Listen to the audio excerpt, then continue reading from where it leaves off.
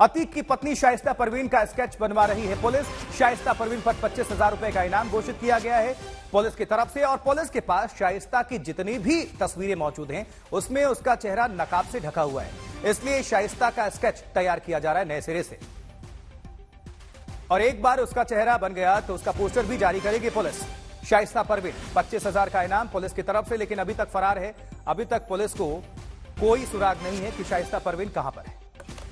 चलिए और ज्यादा जानकारी के लिए आप सभी को प्रयागराज ही लिए चलते हैं। हमारे साथ हमारे संवाददाता संतोष शर्मा जुड़ चुके हैं ज्यादा जानकारी के साथ। संतोष, पुलिस और क्या कुछ कर रही है, क्या कदम उठा रही है? क्योंकि 25,000 रुपए का इनाम तो घोषित कर दिया गया है शाइस्ता परवीन पर, अभी तक सुराग नहीं लगा है पुलिस को। और क्या कुछ अपडेट और क्या तैयारी पुलिस की तरफ से? देखिए, पुलिस की तरफ से लगातार कोशिशें की जा रही हैं कि शूटर तो गिरफ्तार हुई, लेकिन शाइस्ता एक नई चुनौती बन गई है। वजह कि शाइस्ता का चेहरा कोई नहीं जानता, लेडी डॉन का कोई किसी ने देखा नहीं।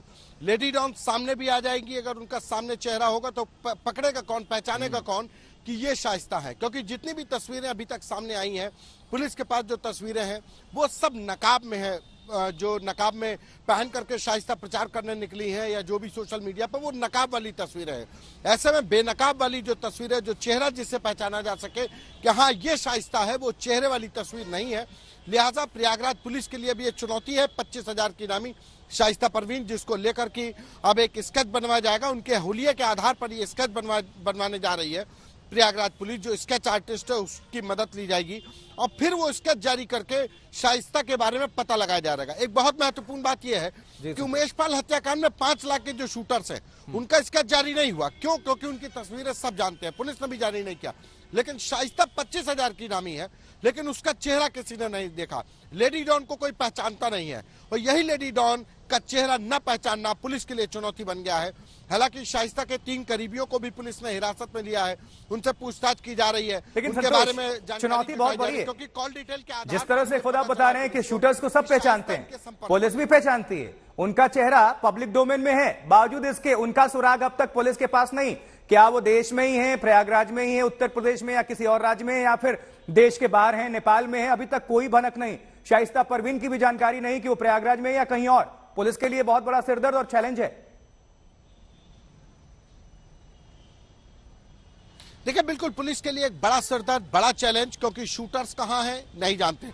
प्रयागराज में वारदात के बाद 24 फरवरी की शाम में एक रात तक कहा जा सकता है कि कुछ शूटर्स की लोकेशन प्रयागराज थी, उसके बाद वो अलग अलग हिस्सों में गए हैं।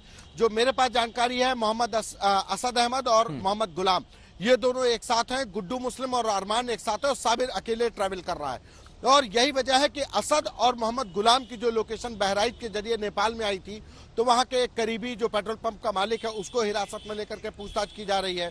वहीं साबिर और गुड्डू मुस्लिम को लेकर के जो बिहार का कनेक्शन है, गुड्डू मुस्लिम का बिहार में बहुत अच्छा कनेक्शन है, वहां पर तमाम गैंगस्टर्स और माफियाओं से उसके करीबी रिश्ते रहे हैं। कई आपराधिक घटनाओं में गुड्डू मुस्लिम वहां पर आरोपी रहा है, तो ऐसे में उसका नेक्सस अपराध जगत का बिहार में। बिल्कुल संतोष, नजर बनाकर रखें। निश्चित तौर पर कह सकते हैं कि सरकार और प्रशासन, पुलिस पूरी कोशिश में है, लेकिन जनता को तो रिजल्ट से मतलब है।